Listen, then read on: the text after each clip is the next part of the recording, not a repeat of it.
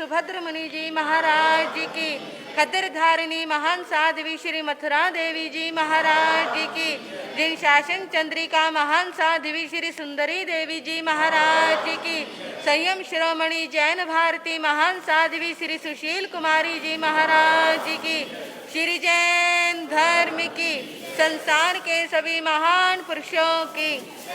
प्रतिदिन प्रवचन का समय 8:30 से 9:15 बजे तक रहेगा।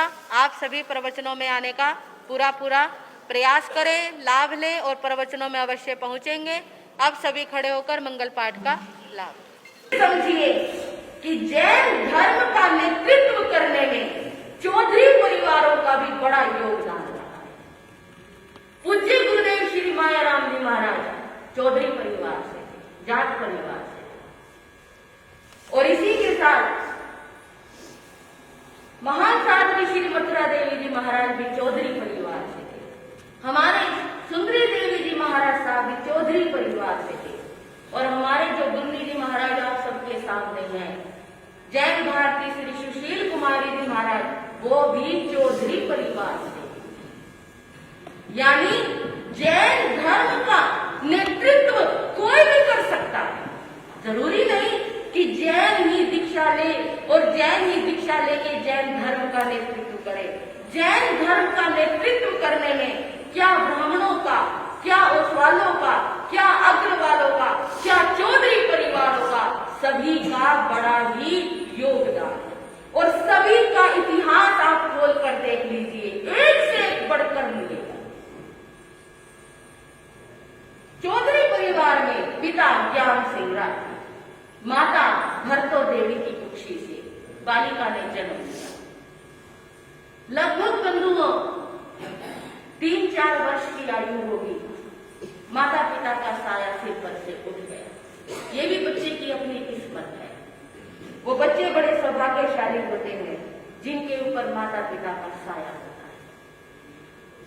दादा ने बच्चों का पालन पोषण किया, बच्चों को पढ़ा, बड़ा किया, योग्य बनाया, शिक्षाएं दी। उस समय पढ़ाई लिखाई के तो कोई साधन होते नहीं थे, लेकिन फिर भी व्यवहारिक ज्ञान जरूर दिया जाता था।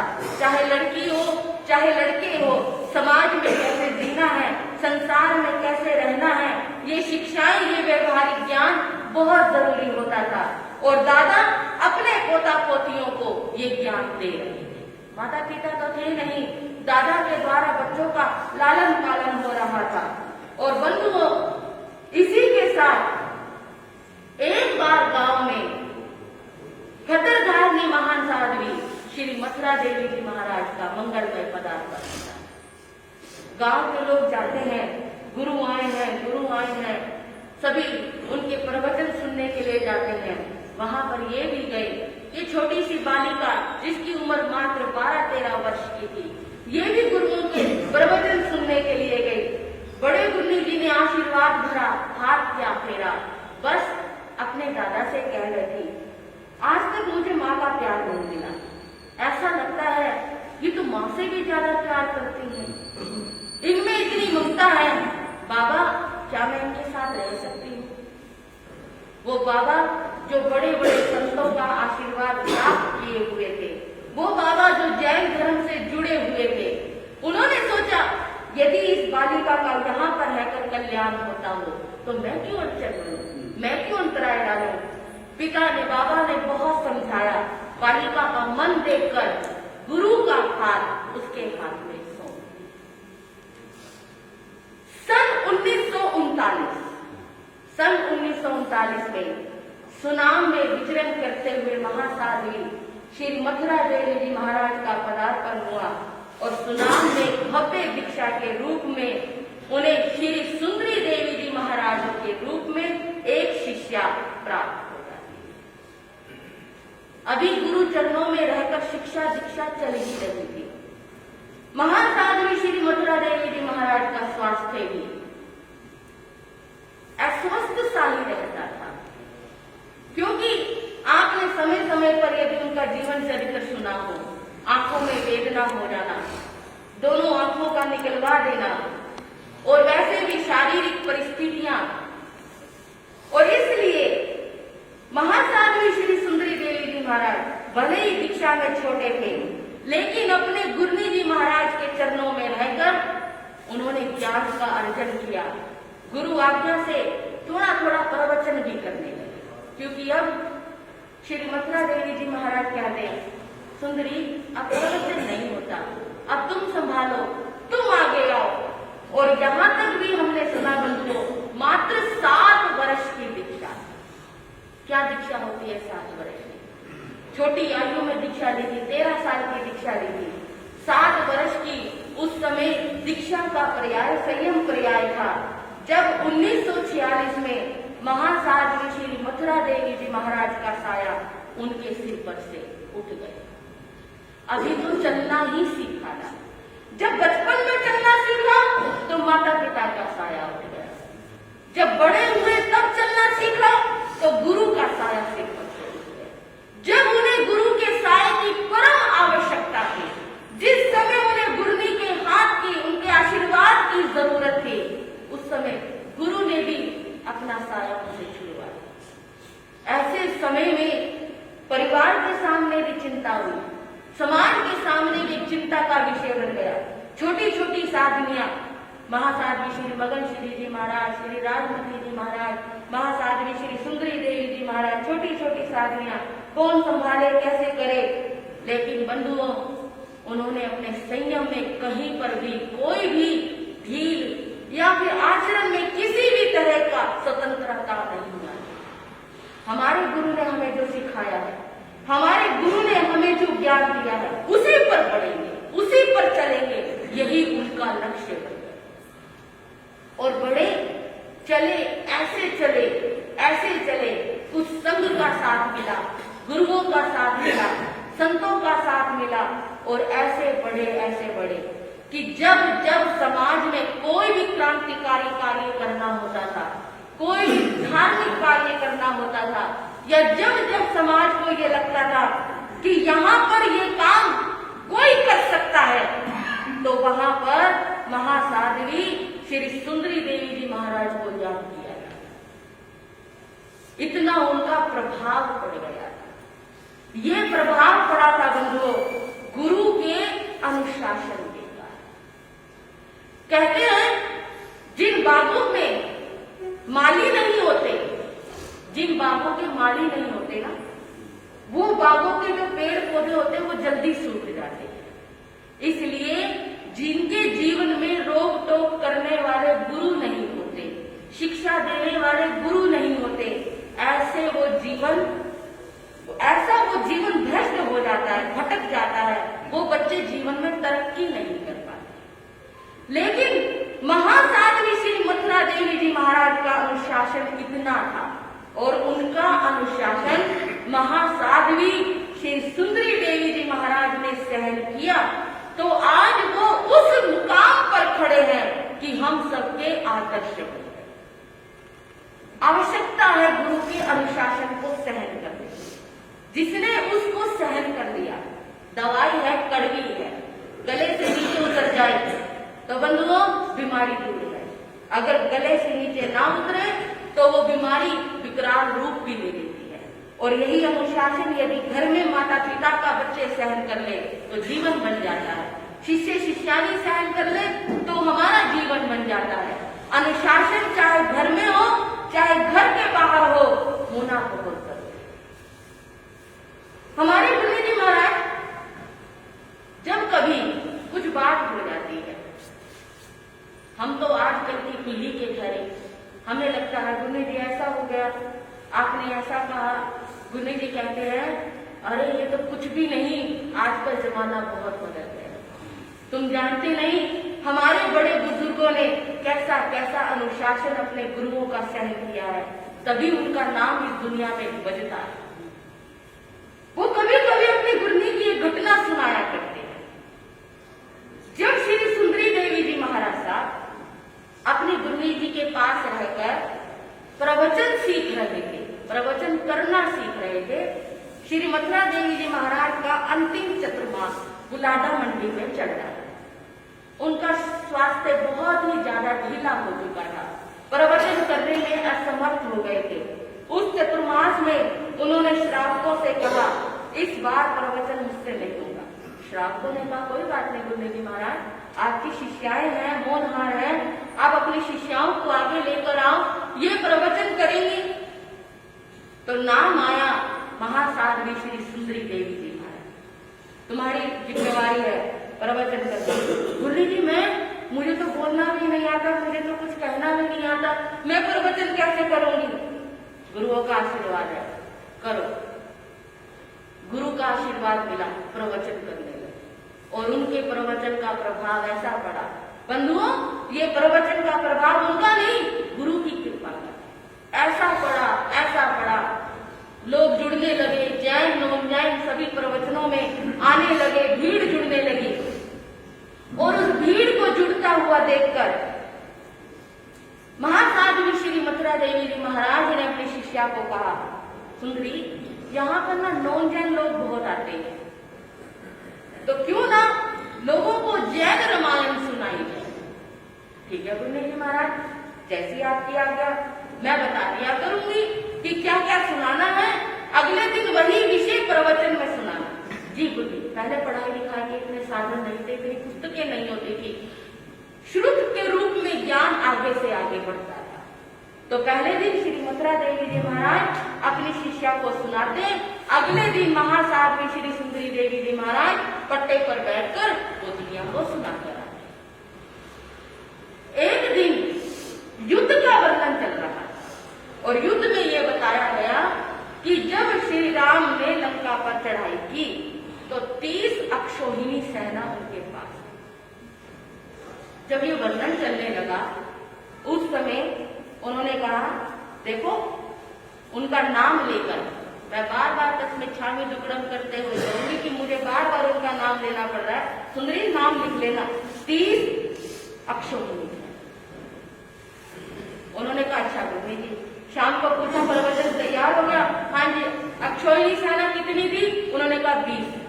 कहते नहीं 20 नहीं, 30 थी। फिर पूछा कितनी थी? फिर मुंह से 20 निकल जाए।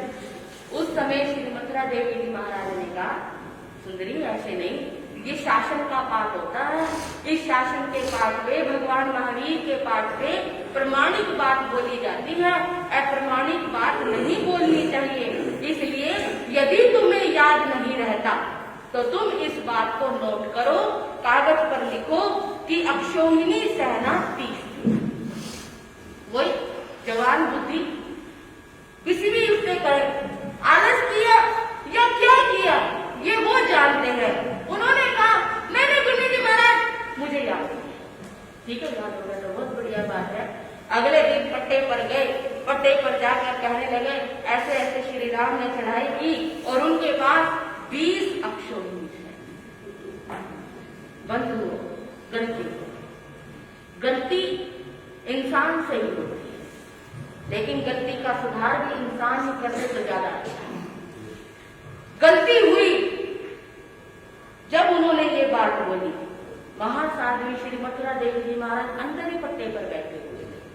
वो भी सुनते थे, हर बात सुनते थे, हमारी बात हर दिन नहीं सुनते। ऊपर जाके कभी क्लास भी लगा लेते, आज क्या सुनाया, ये कैसे सुनाया, इसको ऐसे नहीं ऐसे सुनाना चाहिए था, क्योंकि ये बड़ों का काम है। अगर वो नहीं सुधारेंगे तो और कौन सुधारेगा। लेकिन मैं श्री मथुरा देवी जी महाराज का अनुशासन आपको बता रही हूँ। ऐसे नहीं कि कथा करके आएगी फिर मैं उसे कहूंगी, एकदम कमरे से बाहर, पट्टे पर से उठे बाहर है, दिखता उनको था नहीं, क्योंकि उन्होंने अपनी दोनों आंखों को निकलवा लिया था। उनकी दोनों आंखों में टीवी की बीमारी हो गई।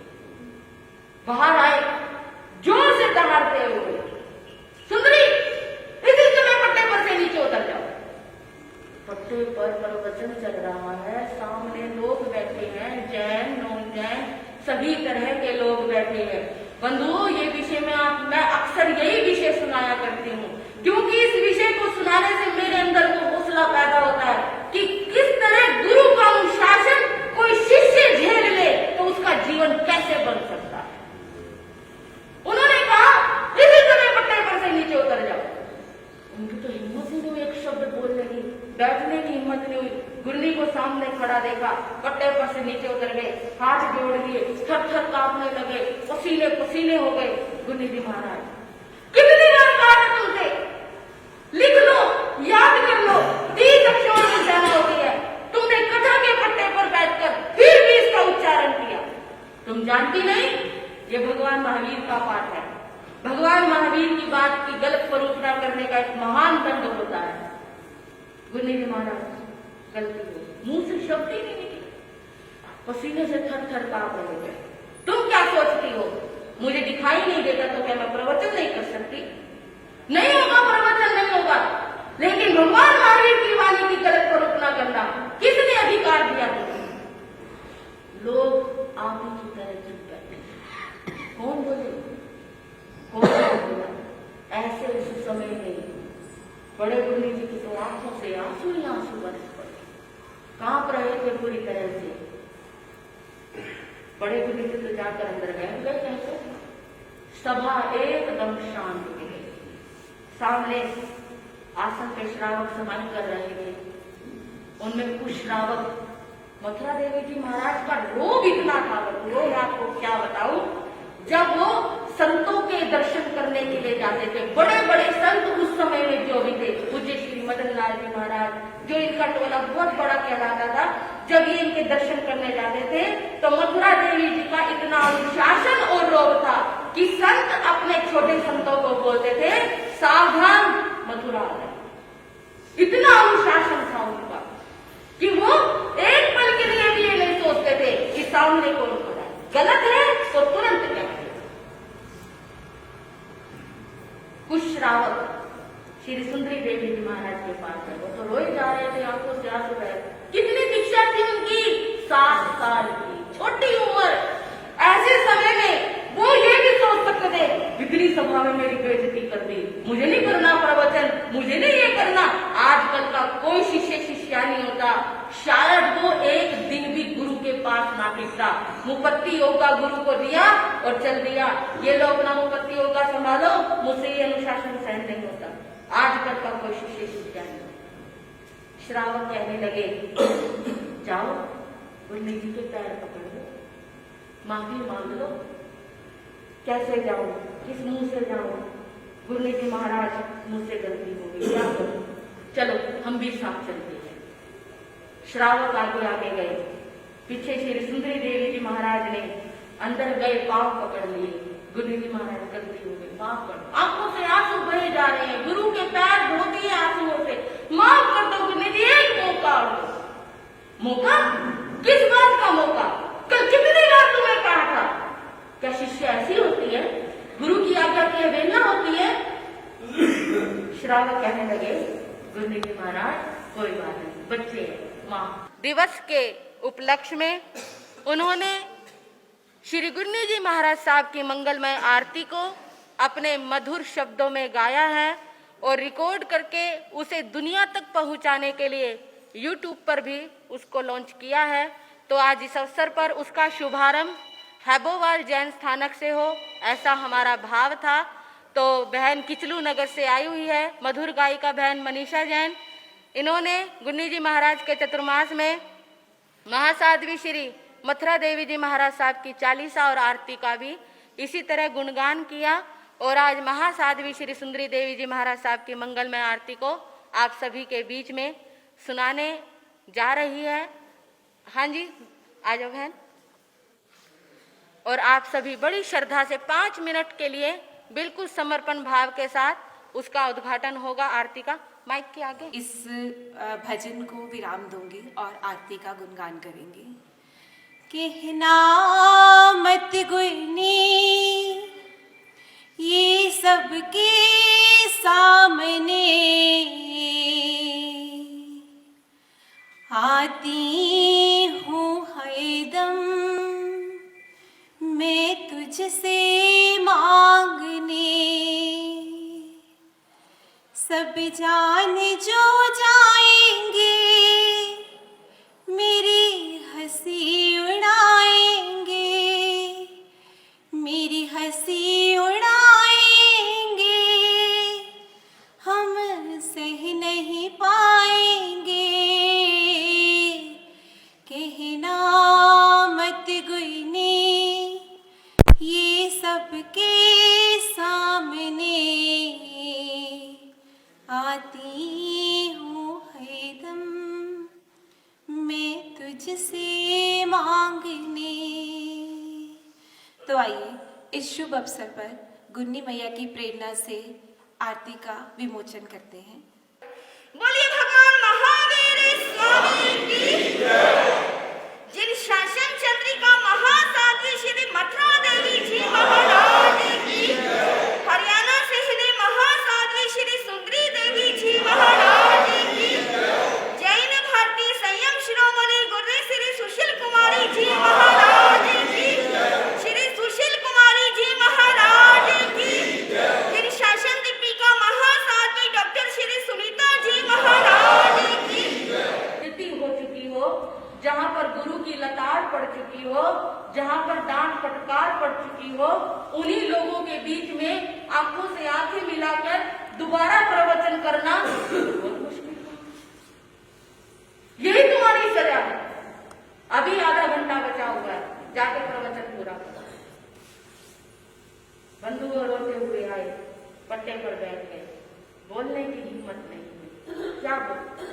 आप ही देख लीजिए, ऐसी परिस्थिति में आपका बेटा हो, रिश्तेदार बैठे हुए हो, बच्चा कोई गलती करते हैं, आपको बेटा ऐसे नहीं करना था, ओ कमरे में आ मम्मी, एक बार तू जल्दी आ तो सही, तुझे तो मैं बताऊं। तेरी हिम्मत कैसे हुई रिश्तेदारों के सामने, मेरी फ्रेंड के सामने, मेरे मित्रों के सामने मुझे ये कहने की, कमरे में चल तो सही। ये आजकल की परिस्थितियां हैं, लेकिन उस समय की परिस्थिति, श्री सुंदरी देवी जी महाराज पट्टे पर बैठे प्रवचन किया, और प्रवचन किया गुरु की महिमा के ऊपर। उन्होंने कहा गुरु एक गणितज्ञ होता है। क्या कहा? गुरु एक गणितज्ञ है जो खुशियों में गुणा करते हैं, दुखों में भाग देते हैं, बुराइयों को घटाते हैं और गुणों को जोड़ते हैं। इसलिए गुरु से बड़ा कोई गणितज्ञ नहीं होता। मेरे गुरु जी महाराज का अनुशासन मेरे लिए महान है, मेरे जीवन के लिए महान है, और यदि मेरे गुरु का अनुशासन मेरे ऊपर ऐसा ही रहेगा तो मैं जानती हूँ एक ना एक दिन मेरा जीवन भी महान बन जाएगा। बोलिए जिन शासन चंद्रिका महान साध्वी श्री सुंदरी देवी जी महाराज की जय। आधा घंटा प्रवचन किया, लेकिन गुरु के ऊपर गुरु का जीवन उन्होंने सुनाया। लोग हैरान थे, सारे श्रावकों की आंखों में पानी था कि धन्य है ऐसी शिष्या जिसकी गुरनी इतनी महान है, उसकी शिष्या कितनी महान है। बंधुओं, कथा समाप्त हुई, कथा में बाद वो गए अपने गुरनी जी महाराज के चरणों में। गुरनी जी महाराज अब तो माफ कर दो। गुरनी जी महाराज ने उन्हें गले से लगा लिया, गले से लगाकर कहा, सुंदरी आज तू परीक्षा में पास, आज तू परीक्षा में पास हो गई। अब मैं निश्चिंत होकर मृत्यु को प्राप्त कर सकती हूँ। अब मुझे पता लग गया है कि तेरे कारण इस जैन धर्म की बहुत प्रभावना होगी। आज मैं बिल्कुल निश्चिंत हो गई हूँ। और बंधुओं, कुछ ही महीनों के बाद गुरनी का साया जब उनके सिर पर से उठ गया, उन्हें उनके गुरु का वो अनुशासन याद आता था, और उन्होंने उसी अनुशासन में अपना संयम किया, धर्म की महान प्रभावना की। हरियाणा, पंजाब का कोई भी गांव होता जहां पर ये पता लग जाए कि इस गांव में जैनियों का एक घर है, लेकिन कोई साधु साध्वी नहीं जाता कि एक घर के लिए अंदर जाएंगे आएंगे। श्री सुंदरी देवी जी महाराज कहते थे इस गांव में जरूर जाना है, जहां भी एक घर हो जो जैन धर्म से जुड़ा हुआ हो। गांव गांव, नगर नगर, कोई गांव उन्होंने नहीं छोड़ा, चाहे 2 किलोमीटर की दूरी पर था, चाहे 4 किलोमीटर की दूरी पर था। सभी जैनियों को जैन धर्म से जोड़ा, जैन धर्म का प्रचार प्रसार किया। समय आया, हरियाणा सिंहनी के नाम से वो प्रसिद्ध हुए। और बंधुओं, उन्होंने उनके जीवन के अनेकों प्रसंग और भी सुनने को मिलते हैं, पढ़ने को मिलते हैं, लेकिन सभी प्रसंग अपने आप में एक से एक बढ़कर महत्वपूर्ण है। समय सीमा को ध्यान में रखते हुए, समय इतनी तीव्र गति से दौड़ जाता है कि कभी कभी सुनाने का कितना भी भाव हो, लेकिन समय सुनाने नहीं देता। लेकिन फिर भी मैंने आपको जितना सुनाया है वो भी आप ये अपने उसमें रखना, दिल में रखना कि हमारे बड़े कैसे होते थे, हमारे बड़े गुरुओं का हमारे जैन धर्म पर कितना ही उपकार रहा है, हम सबको जोड़ने में उपकार रहा है, उनकी बंधुओं, हमारा जैन धर्म, हमारा जैन समाज जो आज फल फूल रहा है, उसका कहीं ना कहीं योगदान हमारे गुरुओं को भी जाता है। हमारे गुरुओं की कृपा दृष्टि में कहीं पर भी कोई अभावग्रस्त नहीं रहता। तो ऐसी गुरुओं की महान कृपाएं हैं। आप सभी ने उनका जीवन सुना और इतना ही कहकर मैं अपने विषय को विराम देती हूँ। अब महान साध्वी मधुर विख्यानी श्री स्वाति जी महाराज साहब के मंगलमय मुखारविंद से आप गुरु जी महाराज का मंगलमय जीवन सुनेंगे, श्रवण करेंगे। स्थिरता बनाए रखें। जितनी लेट आए हो ना, उतनी जल्दी जाने का प्रयास मत करना, क्योंकि एक खासियत होती है, लेट आएंगे और जल्दी जाने की, जल्दी जाने का ध्यान मत रखना। अभी तो प्रवचन शुरू हुआ है, फिर भी जल्दी छोड़ देंगे, इतनी चिंता भी मत करना कि कितना समय लगाएंगे। अभी साध्वी श्री स्वाति जी महाराज साहब का मंगलमय मधुर विख्यान आप सभी श्रवण करें।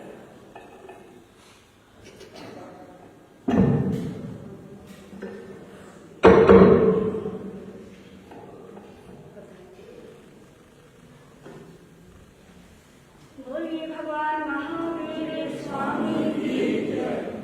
दीक्षा देने गुरु जी का हर्ष की छाई खदा, दिल कमल है खिल रहा, खुशियाँ मनाए। दीक्षा देने गुरु जी का हर्ष की छाई खदा, दिल कमल है खिल रहा, खुशियाँ मनाए। जगत के कल्याण को छोड़ो घर का प्यार था, ज्ञान की ज्योति जली, दिव्य सब आचार था। के पाठ पर विराजित वर्तमान आचार्य डॉक्टर श्री शिव मुनि जी महाराज साहब के चरणों में शत शत वंदन नमन। मेरे जीवन के निर्माता, संयम परदाता, उत्तर भारतीय प्रवर्तक पूज्य गुरुदेव श्री सुभद्र मुनि जी महाराज साहब एवं मेरे जीवन की नैया की खेवैया भाव नौका को पार लगाने वाली मम गुरनी वरिया जैन भारती संयम शिरोमणि श्री सुशील कुमारी जी महाराज साहब एवं शासन दीपिका डॉक्टर श्री सुनीता जी महाराज साहब के चरणों में रहकर मैंने जो कुछ भी सीखा, गुरु आज्ञा से कुछ देर आपके समक्ष कहने का भाव रखेंगे। विषय प्रारंभ करूं उससे पूर्व पूछ लूं, हाँ जी, कितनी देर की स्थिरता है? प्रवीण भाई, प्रधान जी कहेंगे, हाँ जी, कितनी देर की स्थिरता है? 10, सवा 10, कितनी देर की? हाँ जी बहनों, 10 तक, सवा 10। बंधुओं, आज हम यहाँ गुरु चरणों में जिन शासन चंद्रिका हरियाणा सिंहनी महासाध्वी श्री सुंदरी देवी जी महाराज साहब का 86वां दीक्षा दिन मनाने के लिए यहाँ इस विशाल हॉल में एकत्रित हुए हैं। श्री गुरनी जी महाराज साहब के विषय में आप श्रवण भी कर रहे थे। उनका जीवन महान जीवन था। एक नीतिकार ने कहा, कहते जिसका गुरु नहीं उसका जीवन शुरू नहीं। जिंदगी में गुरु का होना बहुत जरूरी है। जैसे मील के पत्थर आपने देखा होगा, जब जब आप कहीं बाहर जाते हो, दिल्ली जाते हो, हरियाणा जाते हो या किसी भी एरिया में जाते हो, रास्ते में मील के पत्थर लगे होते हैं। लेकिन अगर आज की भाषा में कहूं तो, हाँ जी, आजकल क्या है? आजकल तो नेट है, इंटरनेट का जमाना आ गया, लोकेशन की बात आ गई। आज व्यक्ति को अगर कहीं कुछ नहीं पता, किसी से पूछता नहीं, बल्कि लोकेशन लगाए और सीधा वहीं पहुंच जाते हैं। कहते जिस तरह से लोकेशन व्यक्ति को उसकी मंजिल बतलाता है, ऐसे ही हमारे गुरु हमें जीवन के राहें दिखाते हैं। जीवन में जब कभी कोई समस्या आ जाए उनका समाधान करवाते हैं। श्री गुरनी जी महाराज कठोर संयम, कठोर अनुशासन, ममता और वात्सल्य, छोटी सी उम्र में माता पिता का साया उठ गया, जीवन में संघर्ष, फिर दीक्षा ग्रहण करी। आपने सुनाई कि छोटी सी उम्र, श्री गुरनी जी महाराज साहब बताया करते थे कि मेरी उम्र केवल 21 साल की थी जब मेरी गुरनी का साया मेरे सिर से उठ चुका था। छोटी सी उम्र में फिर विपत्तियां, लेकिन जीवन क्या बना, कितना निराला बना। कहते प्रवचन, ऐसा प्रवचन करते थे कि हर कोई व्यक्ति हैरान हो जाता था। एक बार भिनासर सम्मेलन, बहुत सारे साधु साध्वी, शर्मन संघीय एक विशिष्ट सम्मेलन भिनासर में चल रहा है। बहुत सारे साधु साध्वी उसी सम्मेलन में सम्मिलित होने के लिए अपने अपने ग्रुप के साथ चल रहे थे। साधु भी चल रहे थे, साध्वियां भी। कहते साध्वियों को संतों का स्वागत करना था। हालांकि हमारी ये परंपरा नहीं है, लेकिन फिर भी गुरनी जी विनय भाव थे, विनित थे कि चलो कोई बात नहीं, चल रहे हैं। जब भिनासर सम्मेलन पहुंचने वाले थे, बीच की कुछ दूरी पर श्री गुरनी जी महाराज साहब को पता चला कि इस सम्मेलन में साधु तो बोलेंगे, लेकिन साध्वियों को प्रवचन करने का मौका नहीं दिया जाएगा। बात बड़ी अटपटी लगी, ये तो गलत है, ये तो नारी जाति का अपमान है। हम सम्मेलन में इतने लंबे लंबे विहार करके भी जा रहे हैं और वहां जाकर फिर अगर बोलने का ही मौका नहीं दिया जाएगा, किसी भी साध्वी को नहीं बोलने का टाइम दिया जाएगा, तो जाने का फायदा क्या। कहते हैं अनुशासनहीनता उन्हें कोई पसंद नहीं थी। बड़े साहसी थे, कड़क, जो बोलना, स्पष्ट बोलना, विनीत इतने थे कि उन्होंने अपनी सारी सतियों से बात करी कि अगर इस सम्मेलन में साध्वियों को बोलने का मौका नहीं दिया जाएगा तो ये ठीक नहीं रहेगा। सभी साध्वियां समझती तो सभी थी कि हाँ भी बात तो गलत है, भी इस सम्मेलन में हम जा रहे हैं, कम से कम हमें बोलने का मौका तो मिलना चाहिए। लेकिन बोले कौन, संत है। अरे संतों के सामने क्या कहे। गुरनी जी कहते अगर आपकी इच्छा हो मैं बात करूं, हाँ क्यों नहीं महासती जी, आप बात करो।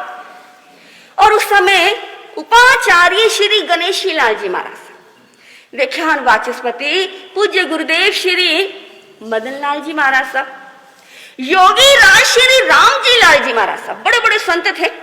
गुरनी जी चरणों में पहुंचे, वंदन नमन किया और वंदन नमन करके गुरु चरणों में एक बात रखी, गुरुदेव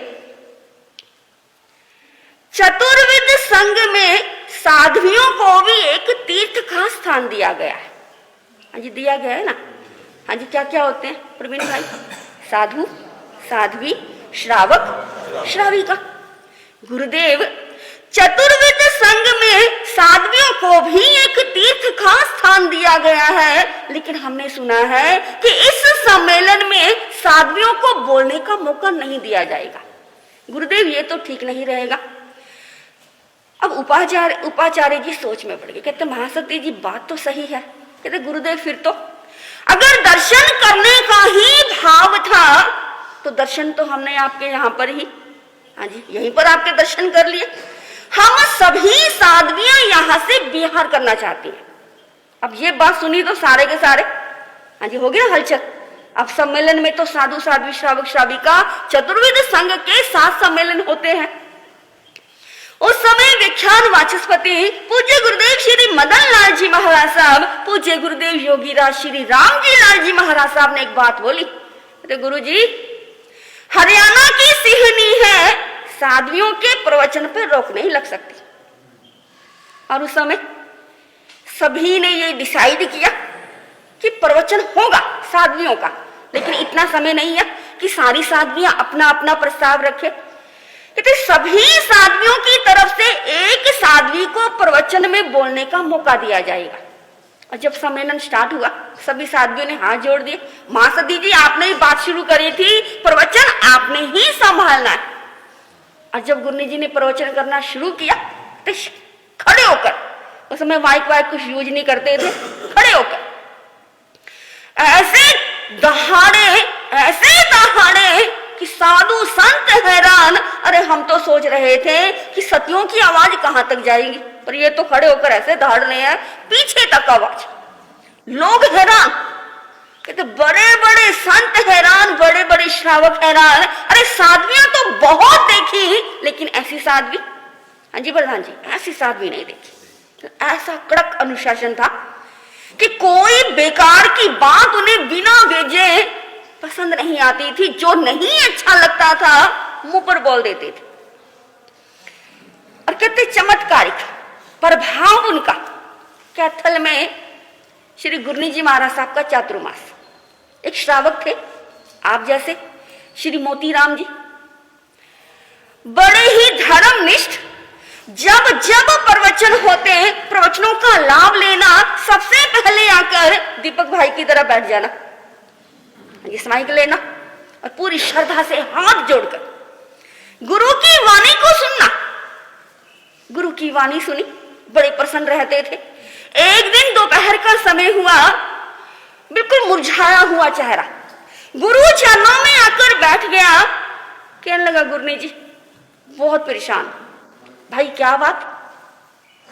बस क्या बात सुनी और उसकी आंखें बरसने लगी, फूट फूट कर रोने लगा। कहते हैं ना कि बच्चा वही रोता है जहां उसे अपनापन दिखाई देता है। अगर आपका कहीं बच्चा, कोई छोटा बच्चा गिर जाए, वो इधर उधर देखेगा, किसी ने देखा नहीं या अपना कोई बंदा नहीं है, वो खड़ा होकर चल पड़ेगा। लेकिन उसने देखा अरे मेरी माँ खड़ी है, मेरा भाई खड़ा, मेरी बहन खड़ी है, तो जोर जोर से रोने लग जाता है। कहता मन कहाँ खुलता है? गुरु चरणों। एक भाई आए, पंचकुला हमारे चातुर्मास था, और वो आकर अपने घर की सारी बातें बताने लगे। उसकी वाइफ कहती क्या आप भी महाराज जी को पकाओगे क्या? कहते फिर जो मेरे अंदर जो फ्रस्ट्रेशन है, जो मेरे अंदर भरा हुआ है, वो कहां निकालूं? अरे यही तो निकाल सकता हूं। कहते ना गुरु तो संगी ना, जो बोलना है गुरु चरणों में बोल दो। उस व्यक्ति ने भी अपने मन की जितनी पीड़ा थी गुरु चरणों में निकाल दी, जोर जोर से रोने लगा। जब थोड़ा मन शांत हुआ, श्री गुरनी जी महाराज साहब ने पूछा श्रावक जी क्या हुआ, आप ऐसे क्यों रो रहे हो? आप तो इतने धीर गंभीर, इतने ज्ञानी, इतने जिज्ञासु, इतने श्रद्धालु श्रावक हो, आखिर क्या बात हुई? देखो रोना किसी समस्या का समाधान नहीं है, इसलिए क्या करो, परेशानी बतलाओ, क्या पता आपकी समस्या का समाधान हो जाए। हाथ जोड़ लिए, गुरनी जी मैं तो बर्बाद हो गया, मैं तो लुट गया, क्योंकि मेरी 7 बेटियां, 2 बेटे, हम भाई भाइयों का बंटवारा हुआ था, और मेरे हिस्से में जो सोना आया था वो मैंने गड्ढा खोदा, जमीन में दबा दिया। अब पहले बैंक तो होते नहीं थे कि बैंक के अंदर जाकर लॉकर में डलवा दो। पहले तो लोग अपना अपना खजाना जमीन में दबा दिया करते थे। कितने ही कंजूस होते थे, जब वो मर जाते थे उनका खजाना कहीं का कहीं चला जाता था। कितने ही व्यक्ति बता दिया करते थे, तब उनका खजाना मिल जाता था। कहते जो हमारे तीर्थंकर वर्षीदान देते हैं, जो खजाना कौन सा होता है, वो यही खजाना होता है कि जिसका किसी को पता नहीं होता।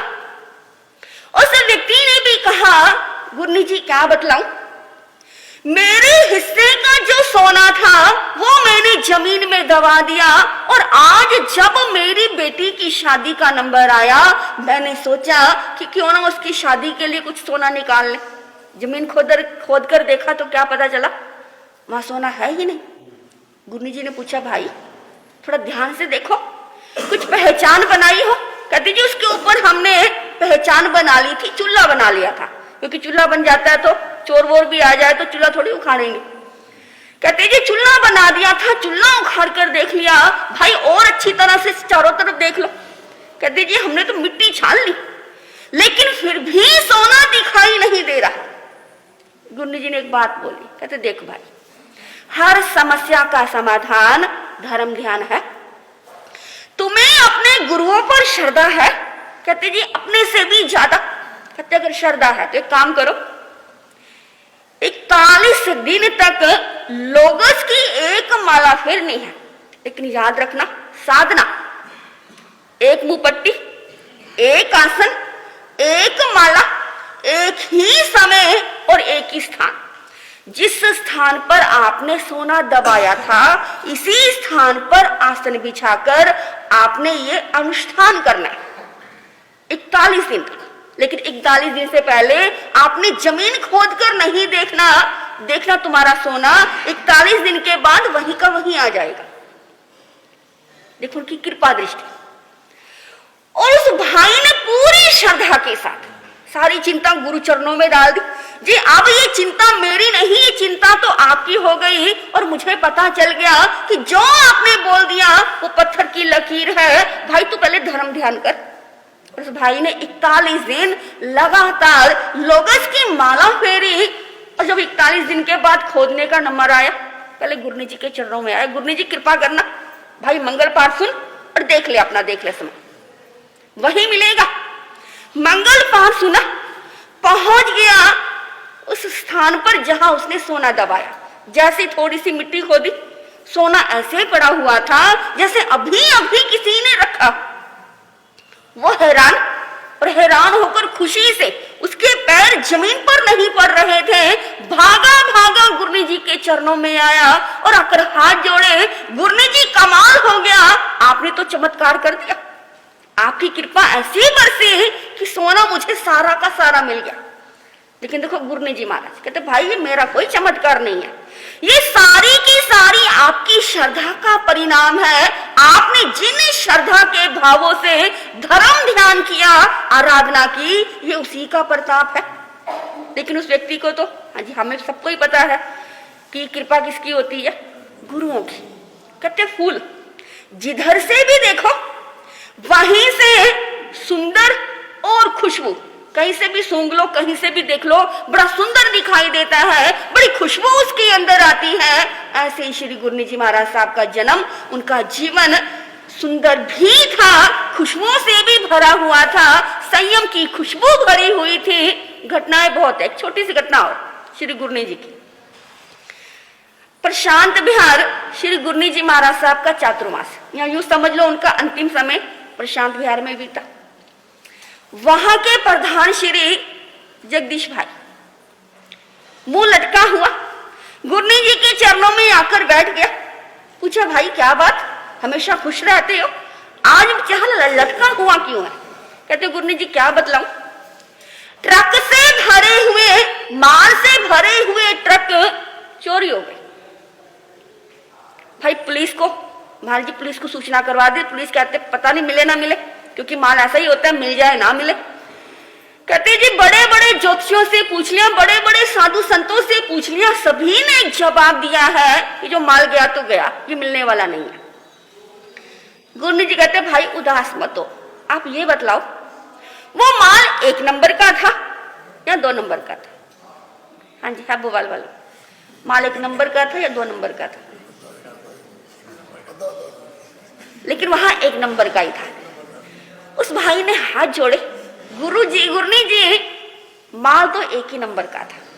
कहते भाई अगर तेरा माल 1 नंबर का था ना तो तुझे मिल जाएगा। गुरनी जी ने जाप पाठ दिया, भाई ये जाप पाठ कर, मंगल पाठ सुन। और बंदो दूसरे ही दिन पुलिस से सूचना आ गई कि आपका सामान मिल गया, खाली ट्रक हमें अलीगढ़ में मिले, माल के समय पे एक व्यक्ति मिला है, वो उत्तम नगर में प्राप्त हुआ। आप आए, अपने माल की पहचान करके ले जा सकते हो, उससे कोई नुकसान नहीं हुआ। थोड़ा बहुत पुलिस भी खा जाती होगी, थोड़ा बहुत नुकसान हुआ होगा, लेकिन फिर भी बंदो जो उसको लाखों का नुकसान होना था वो बच गया। कहने का मतलब कि श्री गुरनी जी महाराज साहब ने जो कह दिया, जो बोल दिया, वो पत्थर की लकीर। ऐसा था उनका व्यक्तित्व, ऐसा था उनका जीवन। और बंधु यही जीवन, यही ममता, यही अनुशासन, यही संयम, यही वात्सल्य मुझे अपने मम गुरनीवर्या जैन भारती संयम शिरोमणि श्री सुशील कुमारी जी महाराज, इनके अंदर, इनके जीवन में साकार होता है। कहते मेरी गुरनी जी, कहते जैसी मेरी गुरनी है ऐसी गुरनी कहते सबको मिले। इस संसार में जितनी भी आत्माएं हैं ऐसे ही ऐसी गुरनियां सबको मिलनी चाहिए। अपनी गुरनी जी के लिए एक बात बता दूं, छोटी सी बताऊंगी क्योंकि समय आपका बहुत हो गया। एक भाई थे उत्तम नगर के, अभी भी है, संजय नाम उनका। श्री गुरनी जी महाराज साहब के चरणों में आकर बैठे, खांसी, बड़े जोर से खांसी और चेहरा वही उदास। अब कहते साधु संतों का काम क्या होता है कि हर व्यक्ति की परेशानी को दूर करना। गुरनी जी ने पूछा भाई क्या हुआ, बड़े परेशान दिखाई दे रहे हो। कहते जी टेस्टिंग करवा के आया हूं, टीबी की बीमारी है, खांसी बहुत ज्यादा है, टीबी चल गई, अब क्या होगा जी? 6-6 महीने कोर्स करो, उसके बाद भी पता नहीं टीबी ठीक होगी नहीं ठीक होगी। और गुरनी जी की एक बात, कहते तेरे टीबी है, हो ही नहीं सकता, रिपोर्ट झूठी है, मंगल पाठ सुन और दोबारा से टेस्टिंग करवा के आ। जी कितनी बड़ी बात है। और करवाने वाला बंदा ये नहीं सोच रहा देखो मैंने पहले इतना खर्चा करा फिर दोबारा खर्चा। गुरनी जी ने क्या कहा, भाई तेरी रिपोर्ट गलती है, गलत है ये तेरी रिपोर्ट, दोबारा से मंगल पाठ सुन और जाकर फिर दोबारा रिपोर्ट करवा, तेरे टीबी नहीं है। वो व्यक्ति फिर गया, फिर उसने टेस्टिंग करवाई, वही लैब, वही हॉस्पिटल, वही टेस्टिंग, लेकिन जब उस टेस्टिंग की रिपोर्ट आई तो रिपोर्ट क्या आई? नॉर्मल, कोई बीमारी नहीं, कोई टीबी नहीं। वो तो रिपोर्ट लेकर हंसता हुआ गुरनी जी के चरणों में आया, कहते गुरनी जी आपकी बात सत्य निकली, आपके मंगल पाठ का ऐसा प्रभाव निकला कि मेरी टीबी भी भाग गई। लेकिन गुरनी जी खांसी, कहते खांसी का क्या है, अरे गर्म पानी में नमक डाल के पी, तेरी खांसी भी भाग जाएगी। और बंद हुआ, वही काम किया, मतलब हफ्ते के अंदर अंदर आया, कहता जी खांसी भी ठीक। ऐसा जीवन है मेरी गुरनी जी का। तो ऐसी गुरनी के चरणों में, वैसे तो कहते हैं हम मना तो दीक्षा दिन किन कर रहे हैं, श्री सुंदरी गुरनी जी का, मेरी दादी गुरनी बनी का, मतलब उनका दिव्य आशीर्वाद। और किन के चरणों में मना रहे हैं? मम गुरनी वरिया जैन भारती श्री सुशील कुमारी जी महाराज साहब के चरणों में। तो उनका वरद हस्त हमेशा मेरे सिर पर रहे। और अपनी गुरनी जी के चरणों में अपनी एक भावना मैं पहुंचाना चाहती हूं, और वो भावना क्या है? हर जन्म में गुरनी तेरा साथ चाहिए, हर जन्म में गुरनी तेरा साथ चाहिए, सिर पे मेरे गुरनी तेरा हाथ चाहिए, सिर पे मेरे गुरनी तेरा हाथ चाहिए, सिलसिला ये टूटना नहीं चाहिए, सिलसिला ये टूटना नहीं चाहिए, मुझको तो बस इतनी सी सौगात चाहिए, हर जन्म में गुरनी तेरा साथ चाहिए, सिर पे मेरे गुरनी तेरा हाथ चाहिए, मुझ पे तेरी कृपा यूं कम ना है, फिर भी छोटी सी एक तमन्ना है, हो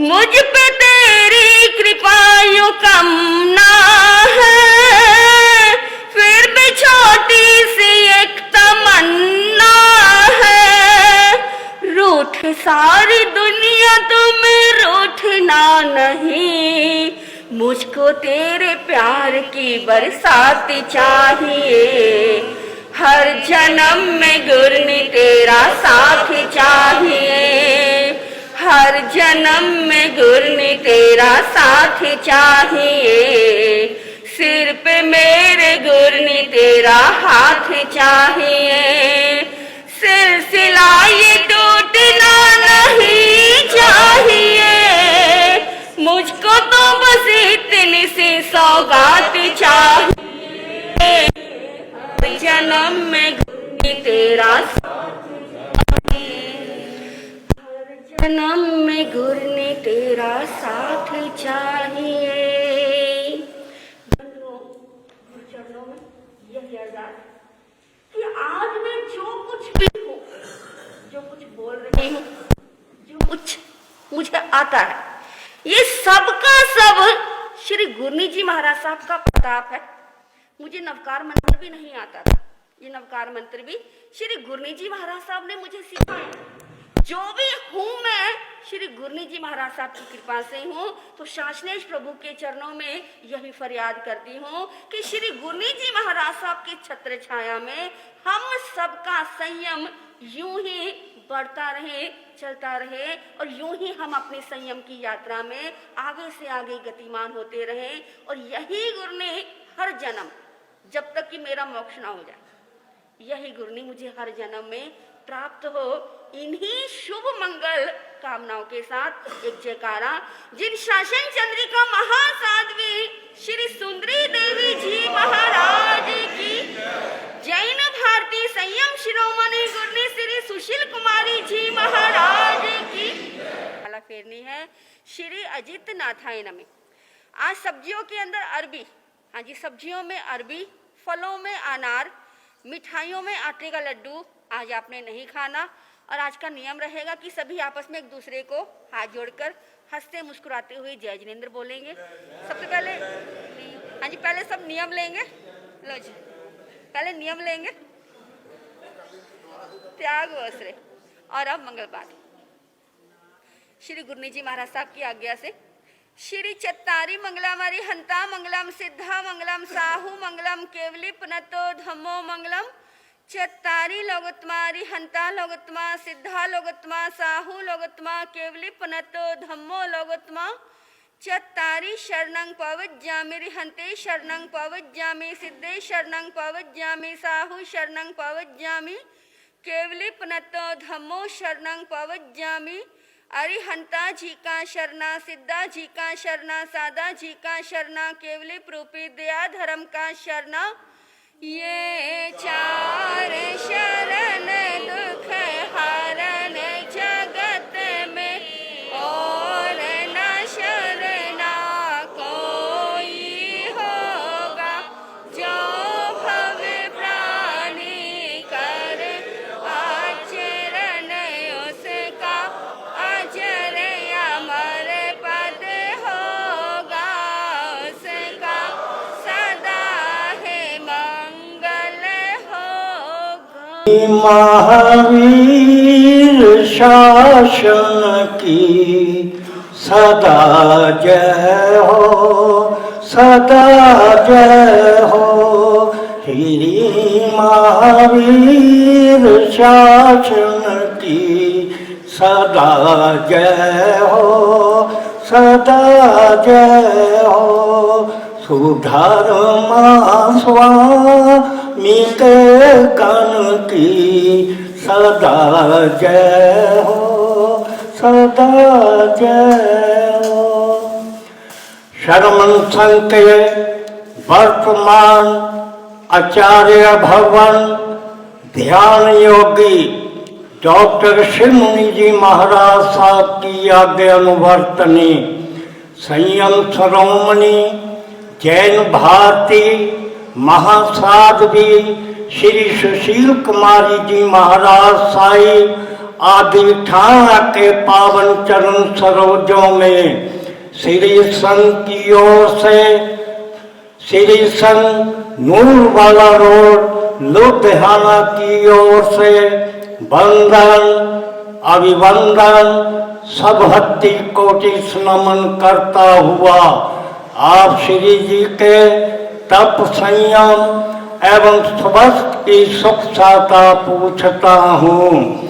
अभी महासाध्वी श्री जी ने अपने मुखारबिंद से महासाध्वी श्री सुंदरी देवी जी महाराज साहब की जीवन गाथा का वर्णन सुनाते हुए हमें अपना मार्गदर्शन प्रदान किया।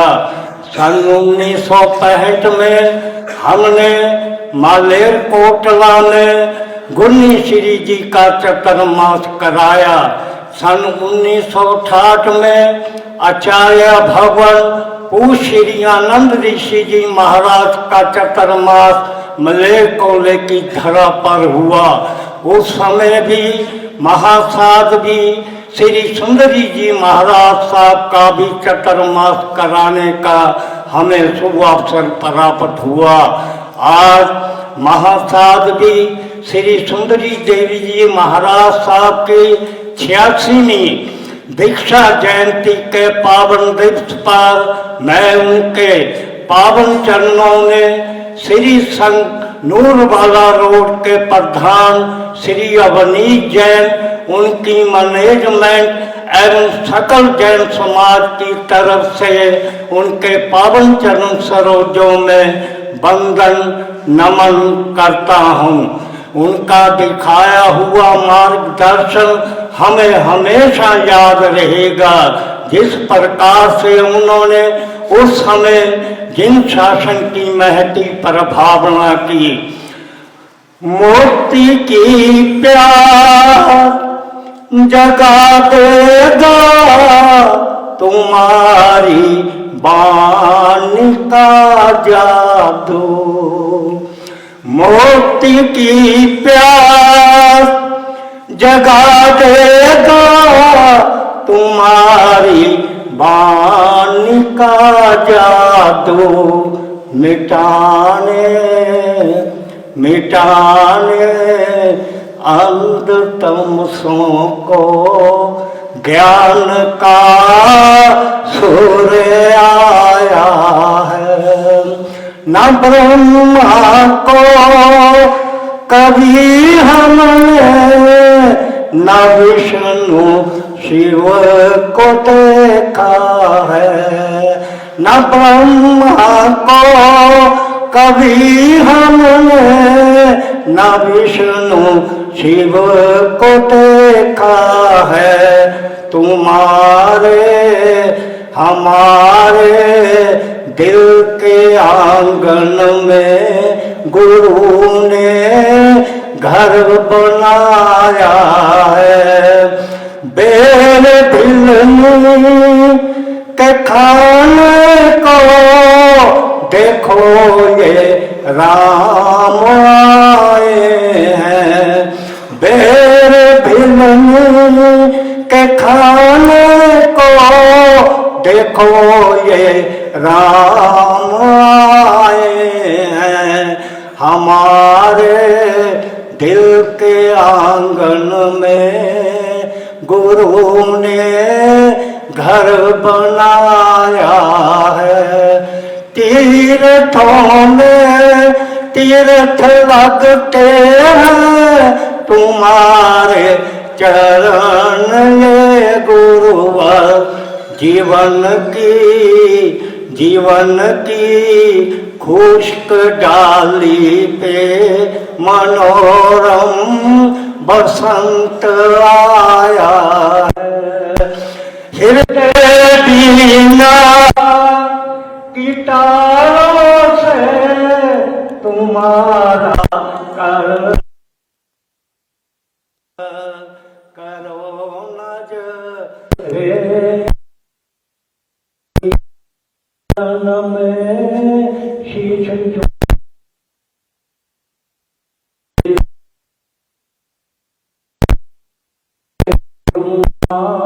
सब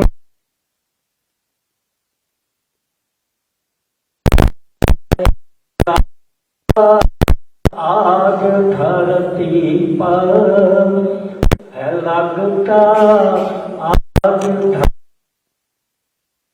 खुदा खुद चल के आया।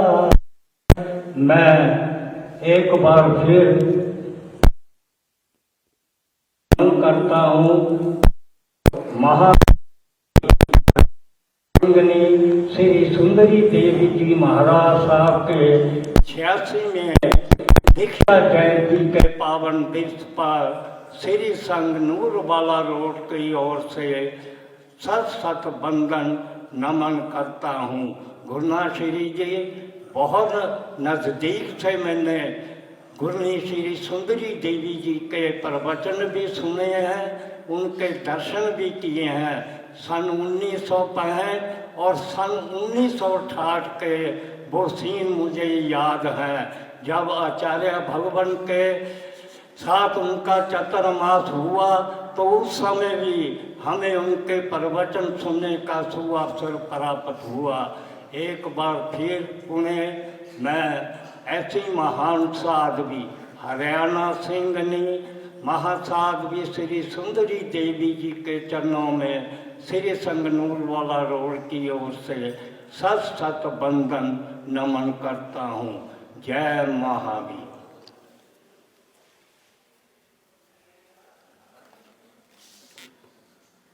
बस 4-5 मिनट का समय और।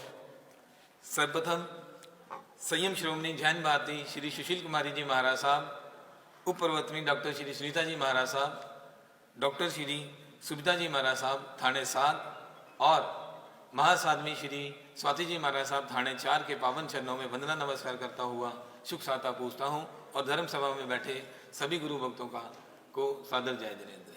आज बहुत ही हर्ष और विलास का विषय है कि आज योग मंडल द्वारा किए गए हुए मासिक अखंड जाप के साथ साथ आज गुरनी जी के जन्म शताब्दी वर्ष और दीक्षा दिवस भी आज मनाने का हैबोवाल जैन स्थान को मौका मिला है।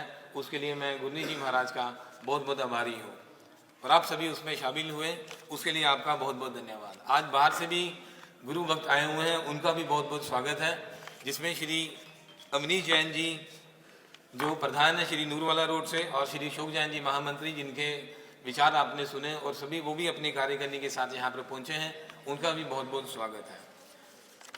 आज दीक्षा दिवस के ऊपर जो शिक्षाएं गुरनी जी ने हमें दी, उनको जीवन में धार लेना ही बहुत महत्वपूर्ण है और वही उनके जीवन की और उनके जो शताब्दी वर्ष चल रहा है उनके लिए हमारे लिए एक बहुत महत्वपूर्ण है। और आज मनीषा जी ने भी बहुत सुंदर भजन और आरती का प्रस्तुत किया, उसके लिए भी उनके हैबोवाल जैन समाज की तरफ से उनका बहुत बहुत धन्यवाद। जैसा कि आप जानते हैं कि ऐसे जैन सभा के तत्वावधान में हमारे प्रधान श्री पंकज जैन जी मालकस और योग मंडल के प्रधान श्री भूपेश जैन जी की अगुवाई में हर एक महीने मासिक अखंड जाप किया जाता है और जाप हमेशा कुछ परिवार उसका लाभ लेते हैं ताकि सभी जैन समाज हैबोवाल जैन समाज के लोग मिलकर एक बार महीने में जैन स्थानक में जरूर इकट्ठे हों और अखंड जाप का लाभ लें। आज 8:30 से लेके गुरु प्रवचन तक इस अखंड जाप का लाभ 6 परिवारों ने लिया है।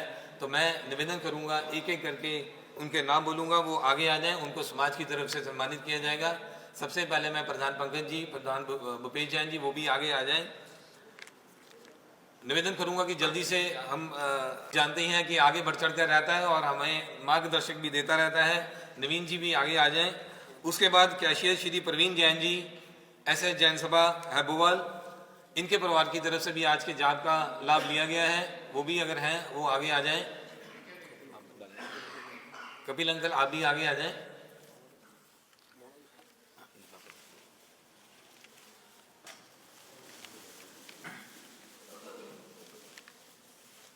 हर एक महीने के पहले रविवार को इस अखंड जाप का आयोजन किया जाता है और जाप का लाभ लेने वालों को सम्मानित भी किया जाता है समाज की तरफ से।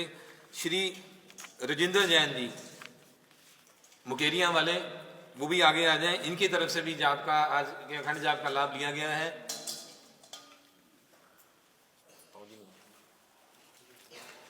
श्री तिलक राज जैन जी, वाइस प्रेसिडेंट ऐसे जैन सभा हैबोवाल।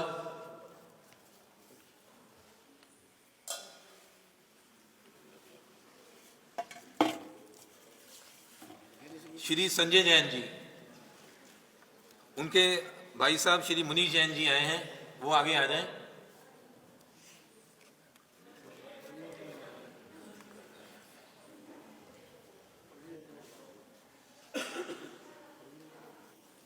श्री राजेश जैन जी, रक्षित जैन टोनी आइसक्रीम वाले, रक्षित भी अगर आए हैं वो भी आगे आ जाएं।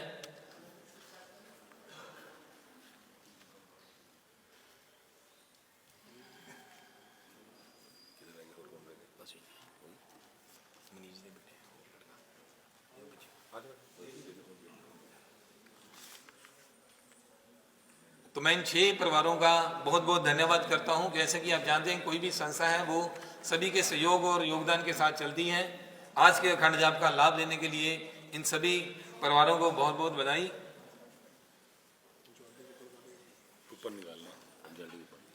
आप सभी अभी पिंक पर्ची निकाल लें।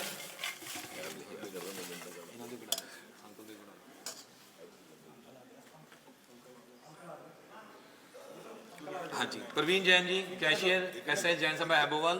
5139 5139।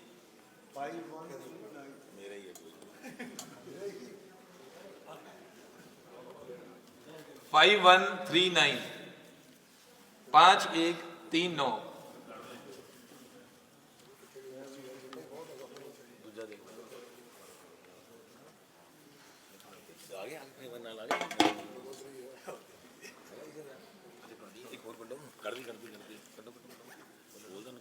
5139 कोई है? अपनी सारी पिंक स्लिप देख लें जो पंचुअलिटी के लिए। 5155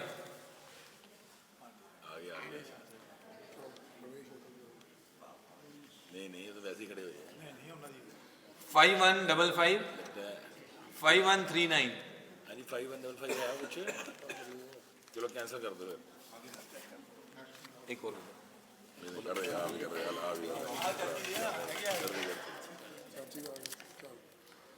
5156। एक तो आ गया। आपका कौन, आपका क्या नंबर है? 5155। लो जी, वो मुबारक है।